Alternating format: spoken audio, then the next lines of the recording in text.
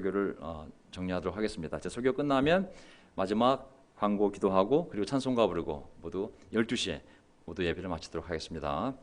자, 오늘부터는 내가 너에게 복을 내리겠다. 우리 지난주 주중예배 설교에 이어서 두 번째 포인트인데요. 자, 오늘부터라는 것이 언제부터냐면 이스라엘 백성이 이제 포로로 끌려갔다가 돌아와서 성전을 재건하려고 돌아왔지만 엄청난 방해 공작과 정말 물리적으로 할 수 없는 한계에 부딪혔을 때 낙담하고 이제 멈추지 않습니까? 하지만 학계 예언자가 또 스가랴 예언자가 등장을 해서 다시 지으라고, 하나님이 너희들이 성전 짓기를 원한다고 하나님의 명령을 전했을 때 그들이 모든 백성들이 한 마음이 되어서 맞아, 지난 14년 동안 우리가 이 일을 멈췄는데 14년 우리가 다시 일을 시작하자 결심을 하고 그들이 이제 성전을 짓기 시작합니다. 바로 오늘부터라는 것은 뭐냐면 너희들이 성전을 짓기로 결정한 그날부터 내가 너희에게 복을 내리겠다고 하신 말씀인 거거든요. 자, 성전은 오해하지 마세요. 여러분들 뭐 특별한 건 거다가 우리가 지금 이 평수가 적은데 하나님을 위해서 영광스러운 놀라운 성전을 100억짜리 건물을 지어야 됩니다. 1000억짜리 건물을 지어야 됩니다. 이거는 제가 보기에는 약간 사기성이 있어요.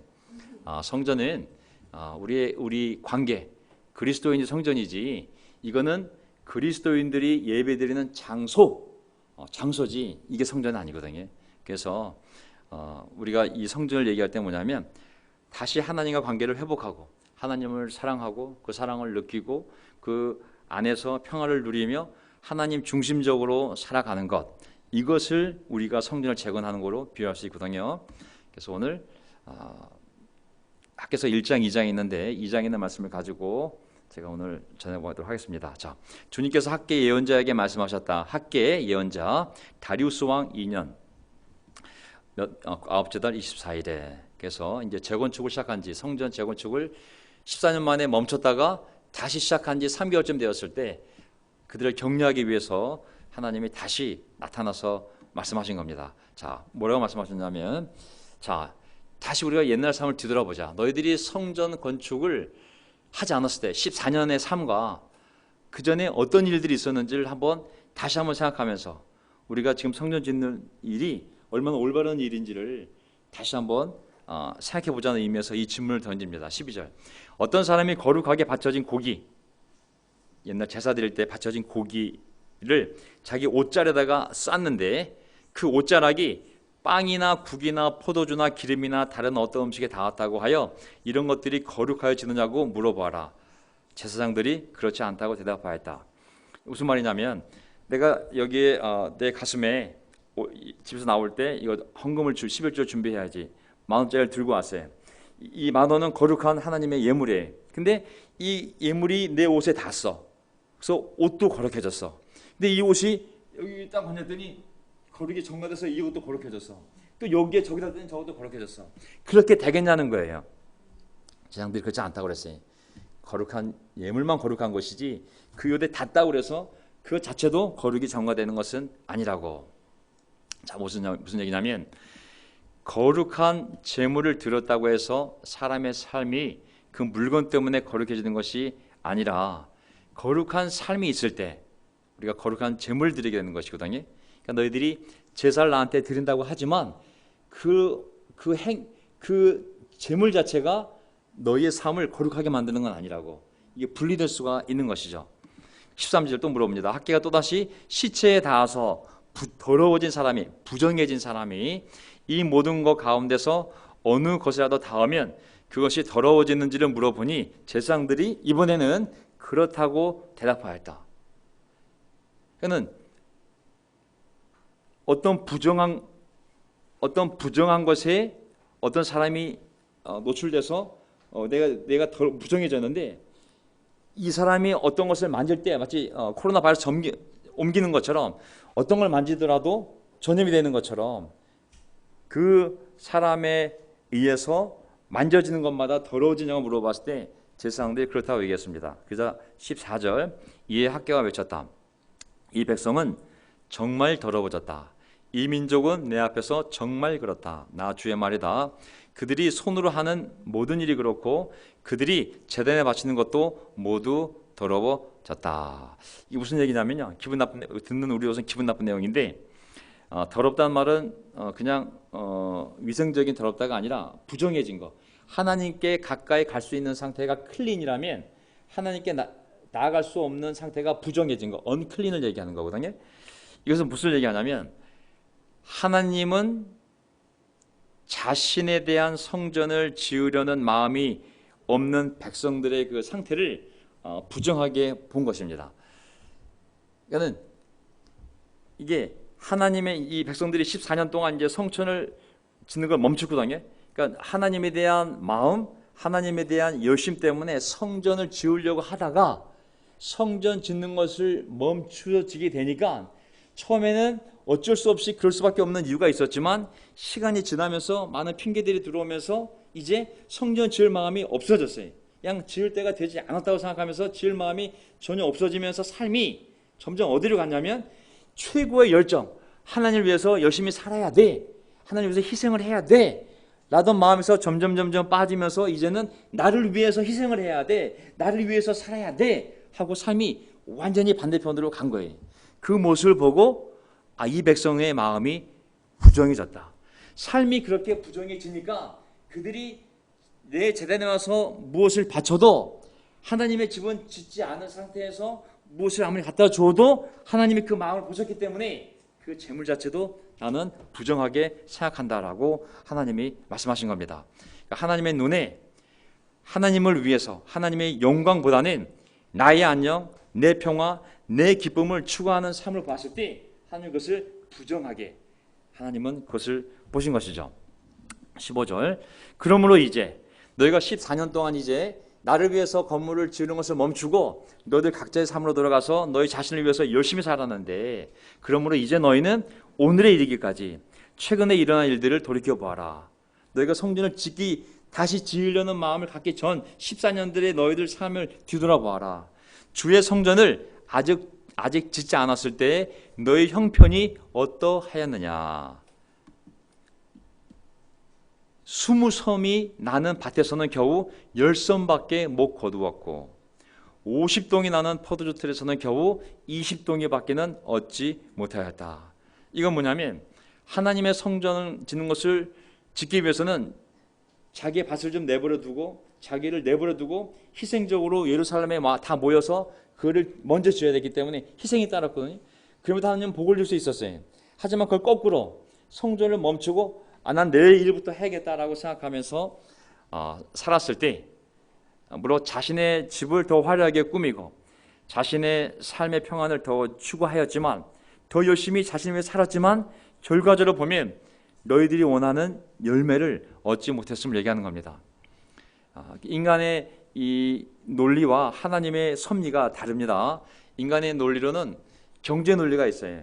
내가 더 많은 시간을 투자해야 더 많은 결과가 나오고 더 이렇게 머리를 써야 경쟁에서 이길 수 있고 이거는 사람의 논리입니다. 인간의 논리. 하지만 하나님의 섭리는 그게 아닙니다. 하나님의 성전, 하나님 관계를 위해서 내가 어떤 것을 더 희생하고 사람들이 보기에 좀 바보 같은 짓인데 손해보는 짓인데 너 그러면 뒤로 쳐줘 라는 방법이지만 그래도 먼저 하나님의 나라 의를 구할 때는 하나님의 섭리에 의해서 우리는 모르지만 하나님의 놀라운 손에 의해서 내 노력보다 더 놀라운 걸 얻을 수 있지만 반대가 되면 거꾸로 성전을 좀 멈추고 내 삶을 더 집중하게 되면 더 집중했음에도 불구하고 더 열심히 살았음에도 불구하고 20섬이 나는 밭에서는 겨우 10섬밖에 못 거두었고 50동이가 나야 되는데 정상적이라면 결국은 세상 논리만도 못하게 20동밖에 얻지 못하였다고 말씀하시는 겁니다. 결과적으로. 근데 왜 그렇게 됐느냐? 거기는 하나님의 섭리가 있다는 거예요. 17절 내가 너희를 깐부기병과 녹병으로 쳤다는 거예요. 너희 손으로 갖고 온 모든 농작물을 우박으로 쳤기 때문에 너희들이 세상 사람처럼 똑같이 일했을 때 최소한 50만큼 일했으면 50이 나오고 30만큼 일했으면 30이 나와야 되는데 그 세상 논리에도 불구하고 내가 거기에 개입해서 내 섭리로 그렇게 결과가 안 나오도록 막아버렸기 때문에 그 반의 반도 못 거뒀다고 하나님이 설명해 주는 겁니다. 너희들의 농업기술이나 노력이 부족해서가 아니라 내가 막아버렸기 때문에 그렇게 될 수밖에 없었다. 그런데도 너희 가운데서 나에게로 돌아온 사람은 아무도 없다. 나 주의 말이다. 이걸 통해서 하나님께서는 왜 그런 자연재해를 사용해서라도 그들을 막으신 목적을 얘기하시는 거거든요. 여기 보면은 너희 가운데서 나에게로 돌아온 사람이 아무도 없다고 그랬는데 하나님의 마음은 사람들이 그걸 빨리 깨달아서 야, 어떻게 이렇게 될 수가 있지? 아니, 뭐가 문제지? 다른 사람들은 50 심어서 50을 거두고 30 거뒀는데 와, 나는 이게 뭐야? 나는 재물도 바쳤는데 나 교회도 나갔는데 왜 나는 이렇게 됐지? 그때 생각해 보라고.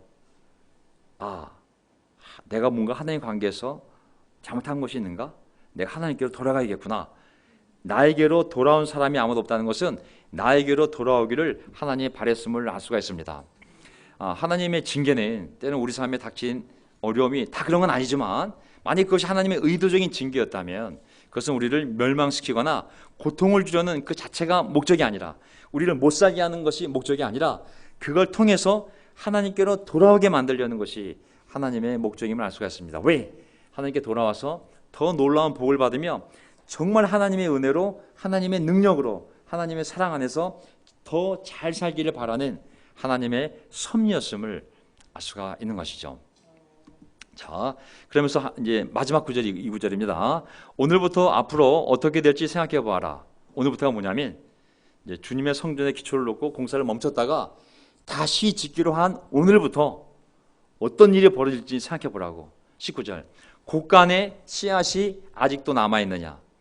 이제까지는 포도나무나 무화과나무나 석류나무나 올리브나무에 열매가 맺지 않았으나 왜? 내가 주권적으로 개입해서 자연재해를 통해 맺지 못하도록 그걸 통해 나에게로 돌아와 하나님의 성전을 다시 지으려는 마음이 생길 수 있도록 내가 막았으나 오늘부터는 내가 너에게 복을 내리겠다. 이것은 오늘부터가 뭐냐면 다시 하나님 중심으로 돌아가겠구나. 내가 다시 하나님의 말씀을 읽어야겠구나. 오늘 오승원 양의 그 큐티 쉐어링은 저 메시지하고 아무 상관이 없습니다.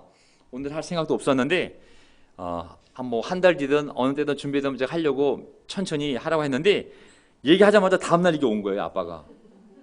그래서 제가 오늘 안 할래 안 할 수가 없었어요. 그렇게 빨리 보내줬기 때문에.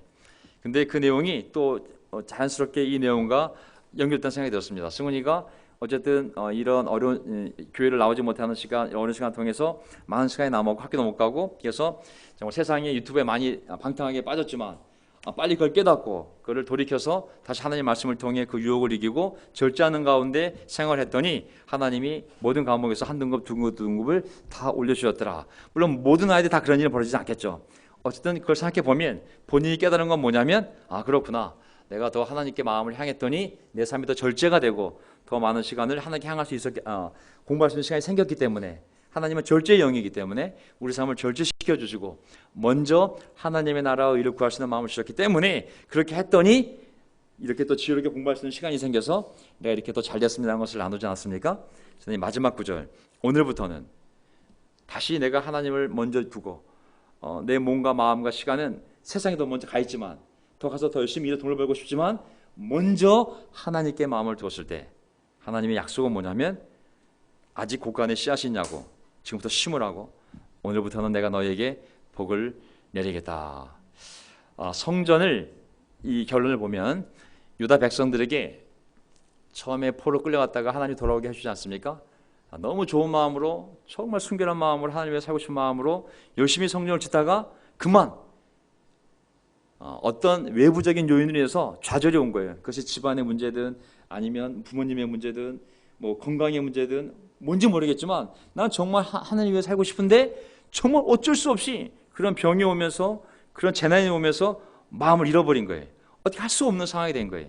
하지만 14년 동안 그 백성들이 그렇게 하지 못했었냐 생각하면 처음에는 그랬지만 그 이후에 다시 할 수 있는 기회가 있었지만 사람들이 놔버린 거거든요. 그리고 세상으로 가서 이제 내 삶을 위해서 열심히 살 거야. 물론 헌금은 드릴게. 이런 생활을 살았지만 하나님은 그것을 기뻐하지 않았어요. 그래서 이제 다시 성전을 지으라고 명령하신 거거든요.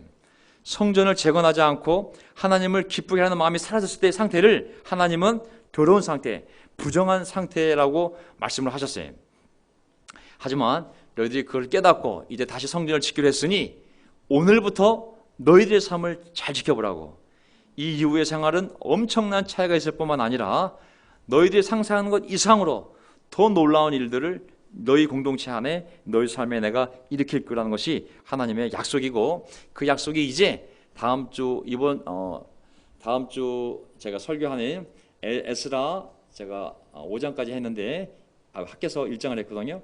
그 이어서 이제 계속 에스라 6장부터 이어지는 일들, 그 다음에 스가랴서, 그리고 느헤미야서, 여기에 하나님의 엄청난 역사가 일어나기 시작합니다. 그래서 함께 공부하면서 우리가 다시 한번 확신을 갖고 우리의 삶의 중심을 하나님께로 세우고, 많이 어수선하긴 하지만 그래도 최선을 다해서 예배를 드리는 것과, 힘들지만 그래도 교제하기 위해 방역수칙을 지키며 힘써 나갈 때, 오늘부터는 내가 너희에게 복을 내리겠다는 이 말씀이 우리 삶에 이루어질 줄 믿습니다. 아멘. 설교를 마치겠습니다.